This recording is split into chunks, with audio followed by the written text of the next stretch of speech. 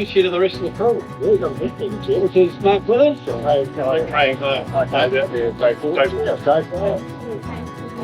John Kendrick,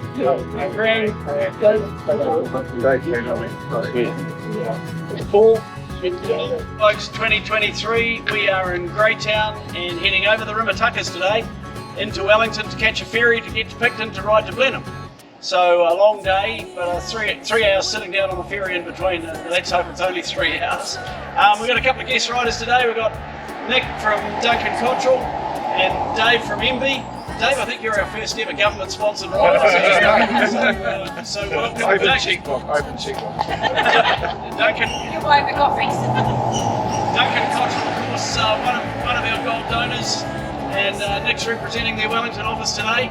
And today we also want to talk about Heco Group, John Cobb and the Cobb family, the owners of Heco Group on the North Shore of Auckland, building supplies, a building company. And Cobby's been extremely generous with supporting Bike for Blokes right from the start. You'll see one of their products, Alley-clad, listed on our sleeves and of course listed on the back of the shirt. So big shout out to Heco Group and John and Joanna Cobb. We'll see you at the ferry tournament. So the cool in me finally made the move, bounced right on over. She wanted to groove, she touched me, oh she teased me. Wanna be a cool guy, try to play my guitar, just a little. Riders today is Dave Talbot from Wellington, who's come out to join us. Met us in Greytown. Dave, what made you come out and join Bike for Blokes for a day? Well, Bruce, there's a few things there why.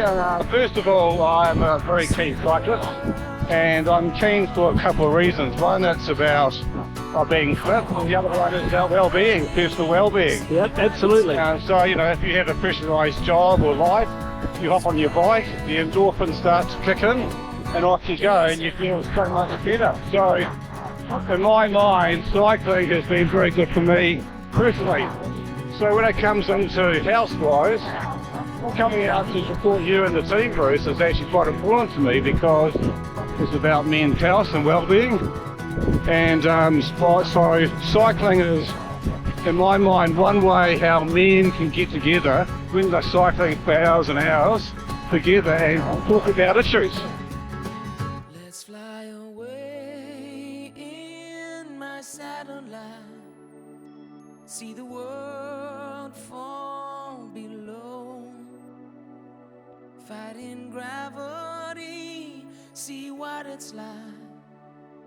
Who knows where we'll go? Let's fly away in my satellite, see the world fall below, fighting gravity, see what it's like. Who knows where we'll go? Go John, go Paul.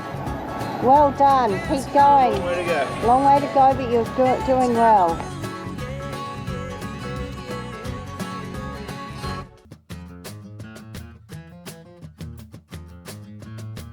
Hi Kev, nice to meet you. Go Mark.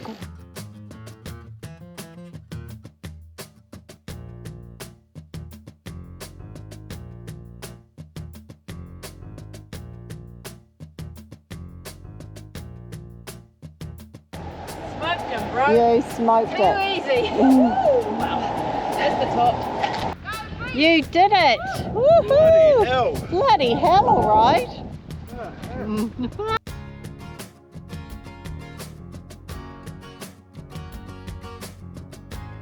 Wow. Well done. Knock the bugger off. Good on you.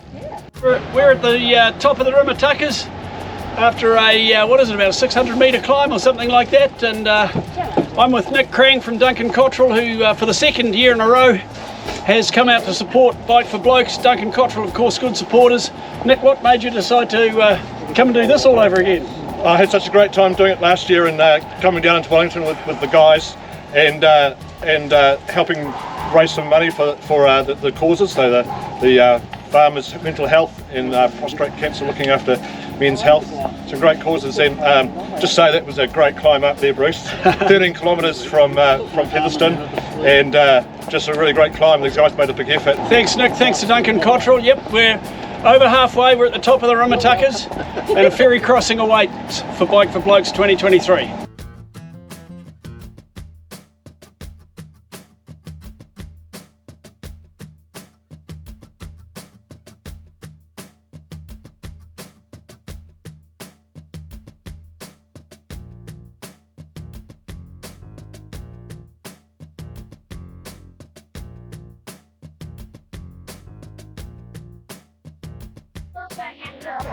Rimatuckers done and dusted. First and last time. Hi again, the Bike for Blokes team is in Greytown tonight. We've got a day off tomorrow, so we're allowed to go out and have a nice dinner and a couple of eats to celebrate getting to the halfway mark. And one of the people who's come out to meet us is Jared Vaughan, who's the head of FarmStrong. As those of you who follow us would know, FarmStrong is one of our two main charities, and they do fantastic work looking after the mental health of farmers around the country. And Jared, I'm guessing right now, after what some of our farmers are going through, it's never been more important. You're right. And actually we've used the funding that you did from last year for those books, and they've been going out the door. Yeah, good. Stories, 29 stories of real farmers, how they get through tough times. And there's a need for these stories, that there is hope, you can get through these things, and just the strategies that they use. So it's been great with the funding we had. We're able to print a whole heap more of those, and they're going out the door. So what's the strategy for obviously the devastation in the Hawke's Bay, the Poverty Bay, and so forth? What are you guys? What are your thoughts around that? Our role is very much in that recovery phase. Correct. Yep. So, and we're just coming through that. So the the civil defence, the emergency response, a lot of the one-on-one provided by the Rural Support Trusts, that sort of crisis intervention. So, but even as part of that, we've had our ambassador Samuel Whitelock sending out supported messages, through Jamie McCry, the country, and through NZME. Yeah, and just saying, look, we really care for you guys. We're with you, and I think also just that encouragement that if you're someone who's been through this before and you're aware of people who are going through it for the first time, you can actually get alongside them and help them get through. I mean, the stories are obviously tragic. Everyone's seen the news, and it's just terrific what's going on.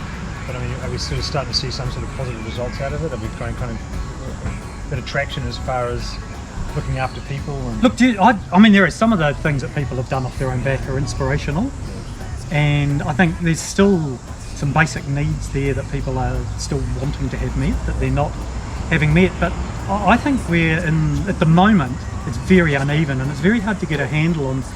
I think what we're picking up from on the ground is that different communities and different individuals are in very different situations, and their needs moving forward are going to be quite different.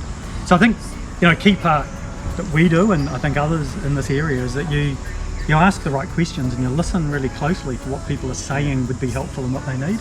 Don't assume that what you've got is what they actually need. Understood. So Jared, last year we helped you with the books and the new modules. That's the right. Additional modules. Yes.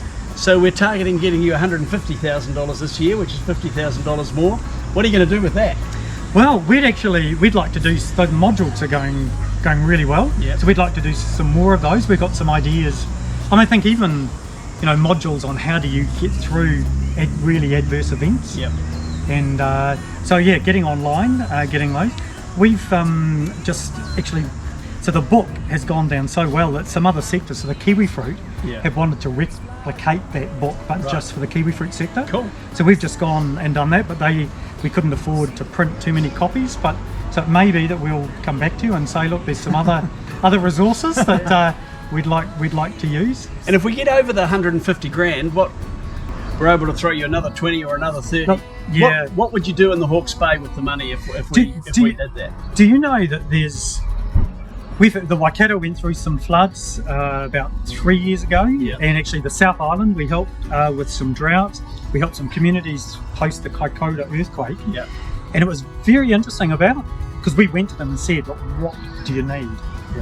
And you know that the top of their list, about a month, 6 weeks post the event, was we need to have some social events to get together and forget about all the stuff.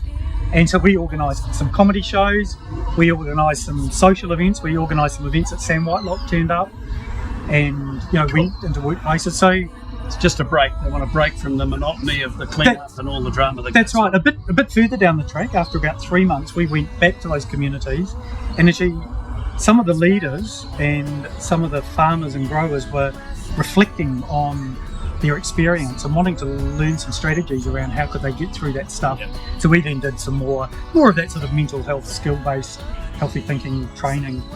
Cool. But, So as long as Bike for Blokes keeps raising money, there's plenty that you can do with it. Is that what you're saying? There's plenty that we can do, Bruce. But honestly, we just appreciate. I think both.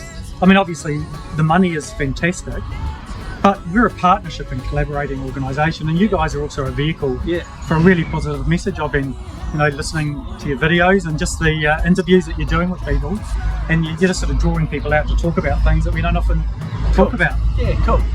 Well, it's lovely to see you. Thanks for coming out and having a beer with us tonight. Yeah. And that's Jared Vaughan, who's the head of FarmStrong, the mental health charity for farmers mental health. Thank you. We love working with you guys. We love the fact that a couple of city boys started looking after the country folk, and I hope we can do it for many more years. Thanks, Bruce, and all the best for the South Island. You're most welcome. We'll keep tracking you with interest. Thank you. Yeah.